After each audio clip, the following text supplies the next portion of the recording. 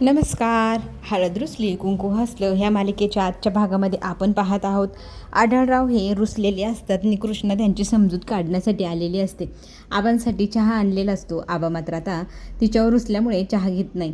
तर आता ती त्यांच्याशी तिथे बसून गोड बोलू लागते की आबा माझ्या हातचा आता चहाही घ्यायचं नाही का. तर ते तिला म्हणू लागतात की तू होतीस म्हणून मी शांत राहिलो. खरं तर मला तुझं वागणं आणि बोलणं दोघीही पटलेलं नाही. तर पुन्हा असं आयुष्यात प्रयत्नच करू नको. आणि हे जे लग्नाचं खूळ तू काढले ते मला अजिबात मान्य नाही आहे. आणि पुन्हा या विषयावरती आपल्यामध्ये चर्चा होणारच नाही. तर आता त्यांच्याशी बोलण्याचा प्रयत्न करताना कृष्णा म्हणू लागते की आबा मी काही चुकीचं बोलत असेल तर मला माफ करा. पण तुम्ही पाहतायत ना बाळजाबाईंच्या वागण्यामध्ये बोलण्यामध्ये किती फरक झाला आहे. पहिलेच्या बाळजाबाई आणि आत्ताच्या बाळजाबाई यांच्यातला फरक तुम्ही पाहू शकता. आणि त्यांच्यातला हा बदल पाहून त्यांच्या बाबतीत इतर लोक काय बोलतात ते सगळं ऐकून म्हणून मी म्हणत होते की तुम्ही लग्न करावं, तुम्ही एकत्र यावं. तर मी काही चुकीचं बोललं असेल तर मला खरंच माफ करा. पण माझी जी इच्छा होती ती मी तुम्हाला बोलून दाखवली. आणि आपल्या घराच्या सुखासाठी हे जर झालं तर चांगलंच आहे ना.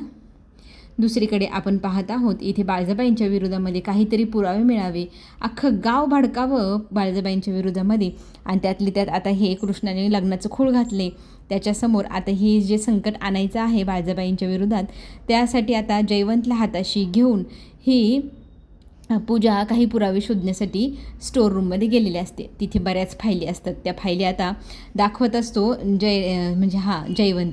तर आता त्या अंधाऱ्या खोलीत घेऊन गेल्यामुळे खरं तर पूजा घाबरलेली असते. त्याला म्हणू लागते की तू मला एवढ्या अंधाऱ्या खोलीत का आणलेस, इथे कुठले पुरावे, तुझा काही विचार तर बदललेला नाही ना. मग मी ना समरला सांगितलेलं आहे तू मला इथे घेऊन आला आहेस तर माझ्याशी काही करण्याचा प्रयत्न करणार नाही ना तू. तर जयवंत तिला म्हणतोय मी काय असं तुला पागल दिसतोस का, चल मी तुला पुरावे दाखवण्यासाठी इथे घेऊन आलो ते बघ. आता इथे मुकाट्याने इथे पूजा सगळे पुरावे शोधू लागते, पाहू लागते. बऱ्याच फायली तिथे होत्या. त्या फायलींना खोलून पाहते तर ती आता त्याच्यावर चिडते आणि म्हणते की हे काय फालतू मटेरियल दिले माझ्या हातामध्ये, तुला कळायला हवं होतं. ह्या मटेरियलमध्ये काहीही कामाची गोष्ट नाही आहे, सगळं कोडवर्डमध्ये. आणि हे कोडवर्ड सोडवण्यात मला अजिबात इंटरेस्ट नाही.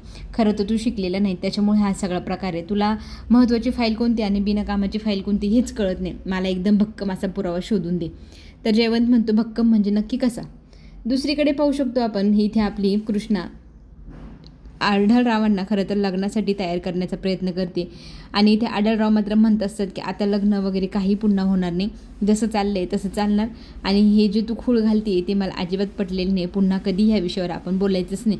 तर इथे आपली कृष्णा त्यांना म्हणत असते की का नाही बोलायचं, इतर लोक त्यांना काय काय बोलत आहेत, त्या तुमच्या पत्न्या होत्या ना, आता काय प्रॉब्लेम आहे, आत्ता पण तुम्ही लग्न करून एकत्र राहू शकता ना. आणि खरंच तुम्ही समाजाचा काय विचार करताय, समाज काय म्हणेल, समाज काय करेल. अरे हा समाज आपल्याला ना पायी चालू देत ना घोड्यावर चालू देत ना घोडा डोक्यावर घेऊ देत. आपल्या मनाला काय पडते त्या गोष्टी आपण करायला हवे ना. आढळराव मात्र स्पष्ट नकार देऊन पुन्हा ह्या विषयावर चर्चा करायची नाही असं बोलून निघून जातात. मात्र आपली कृष्णा काही कमी नाही, ती मात्र काहीही करून त्यांच्या मनामध्ये ही गोष्ट भरवणार आणि ती करूनच दाखवणार. तर इकडे आपण पाहतोय आपली जी पूजा आहे ती जयवंतला चिडलेली असते आणि ती म्हणते की भक्कम पुरावा. तर तो आता विचार करतो की भक्कम म्हणजे नक्की कसा पुरावा. तर इथे पूजा त्याच्यावर चिडलेली असते, जर माझ्यासमोर जर चांगला पुरावा आणणार असशील तरच तू आता माझ्याशी बोल, नाही तर मला तुझ्याशी बोलण्यात काहीच अर्थ वाटत नाही आहे. आणि हे जे तू पुरावे दाखवतो हे पुरावेच नाही आहे, खरं तर हे एकदम कोड वर्डमध्ये काय काय लिहिलेले आहे. तर मला एकदम असं भक्कम पुरावा दे तरच माझ्याशी बोल असं म्हणून ती निघून जाते. खरं तर आता जयवंतला घात करायचा आहे बाळजाबाईंचा. इतके दिवस बाळजाबाईंनी जयवंतला आणि दलपतला हाताशी धरून जे नाही ते काम करून घेतलं. आणि जेव्हा वेळेला हिशे वाटायची वेळ आली त्यावेळेला सख्खा मुलगा आणि तो वारस असं म्हणून त्यांना दोघांनाच सगळं देणार, मग माझं काय असं जयवंत विचार करून आता खरं तर त्याने बाळजाबाईच्या विरोधात एक प्रकारे झेंडाच उचलला आहे. काही करून त्यांचा घात करणार म्हणजे करणारच हा. तर इकडे आपण पाहतोय की आपण आपले आबा आणि आपली बाळजाबाई एक समांतर रेषेत चालली, त्यांना दोघांनाही लग्न करायचं नाही आहे. आणि ही जी गोष्ट आहे खरं तर ही आपल्या ह्या हुशार सुनबाईला छेदून काढायची. तर ही छेदिका असा तिने इथे पेपरवर 2 लाईनी आणि स्वतःचं नाव छेदिका ठेवले. ह्या दोघांना छेद करणार आणि ह्या दोघांना एकत्र आणायला भाग पाडणारी आपली कृष्णा. ही तिची गंमत ऐकून आपला दुष्यंत नटखटे फार खूपच हसतो. तो म्हणतो, बाई तू एकदा मनावर घेतलंच ना, घेतलंच तू काही केल्याशिवाय मानणारच नाही. आता तू जोपर्यंत बाळजाबाई आणि आढळरावांचं लग्न लावत नाही तोपर्यंत गप्प बसणार यातली अजिबातच नाही. पण मला काय वाटतंय, तू ह्या सगळ्या गोष्टी सोडून द्याव्या किंवा आता नको ह्या गोष्टींवरती चर्चा. मात्र ती चर्चा करणार नाही ती आपली कृष्णा कसली. कृष्णाने मात्र आता एकदम खंबीरपणे नवीन युक्ती काढली. तर ती युक्ती काय आहे, तर ती युक्ती ती आता इथे आपल्या नवऱ्याला सांगू लागलेली असते आणि तो मात्र आश्चर्यचकित झालेला आपल्याला पाहायला मिळणार. दुसरीकडे आपण ही जी पूजा आहे ही फारच विचारात मग्न झालेली पाहायला मिळणार. नवरा एवढा प्रेमाने तिच्याजवळ आला आहे, तिला मिठी मारू पाहतोय, तर त्याला ढकलून ती म्हणते की बाबा माझ्या डोक्याला किती त्रास आहे, तू कशाला मला आणखी त्रास देऊ राहिला आहे. तर तो म्हणतो असं काय करतेस. तर ती म्हणते अरे कसला विचार करतोयस तू, आपलं काम काय, आपण ध्येय काय ठेवलं होतं लग्नाच्या विषयी आणि तू काय मध्येच चाळे काढतोय. तर तो म्हणतो की आता नक्की काय झालं आहे. तर ती सांगू लागते की आता कृष्णाने नवीन घाट घातला आहे बाळजाबाई आणि आढळराव यांचं लग्न लावण्याचा आणि तो जर घाट पूर्ण झाला तर तो औरस म्हणजे वारीस होईल, म्हणजे दुष्यंत आणि अख्खी प्रॉपर्टी पण त्याला जाणार. तर तिचं म्हणणं आहे की त्या दोघांचं लग्न आपण होऊ द्यायचं नाही आणि त्याच्यासाठी काहीतरी प्रयत्न करायला हवे. जयवंतने असे काही विशेष खास असे पुरावे दिलेले नाही, त्याच्यामुळे तोही काही उपयोगात आलेला नाही.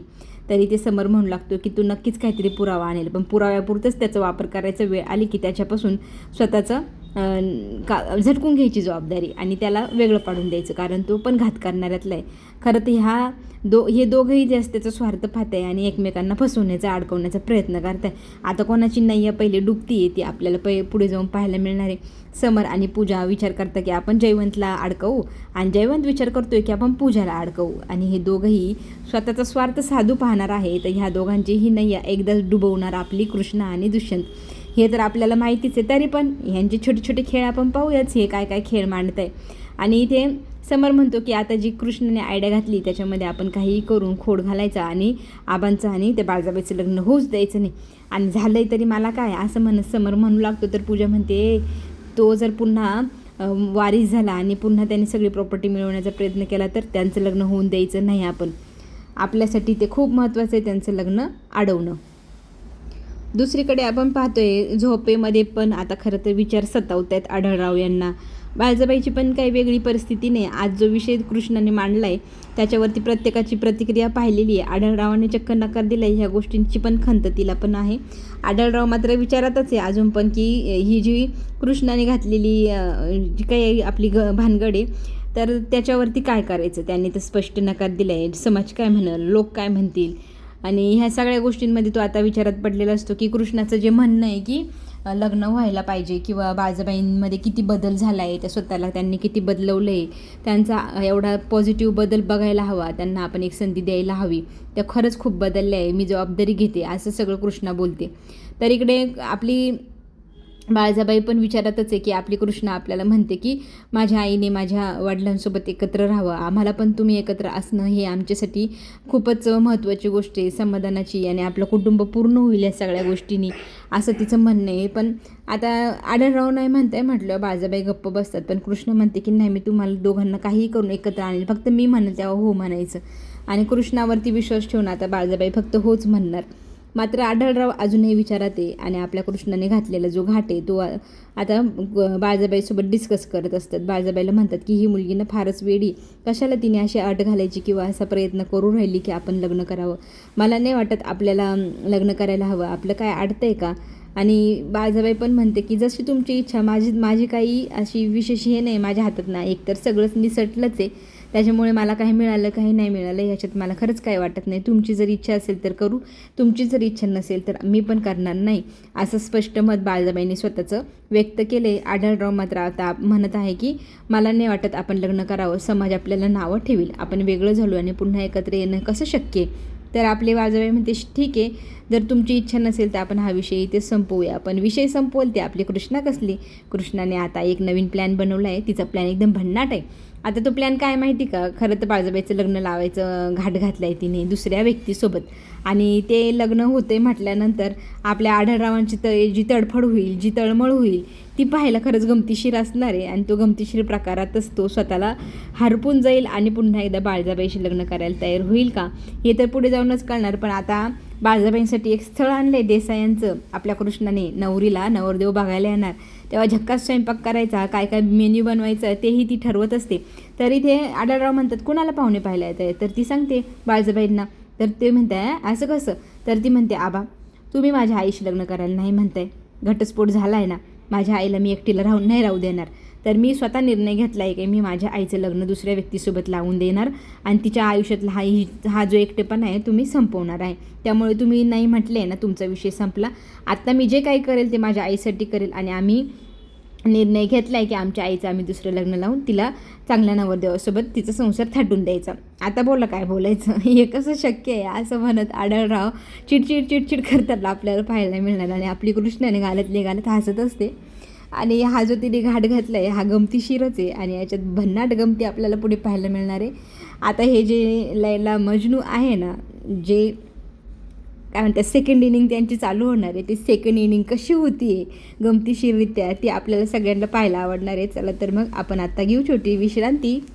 चॅनलला सगळ्यांनी लाईक करायचं, सबस्क्राईब करायला विसरायचं नाही, बेल आयकॉन बटन दाबा.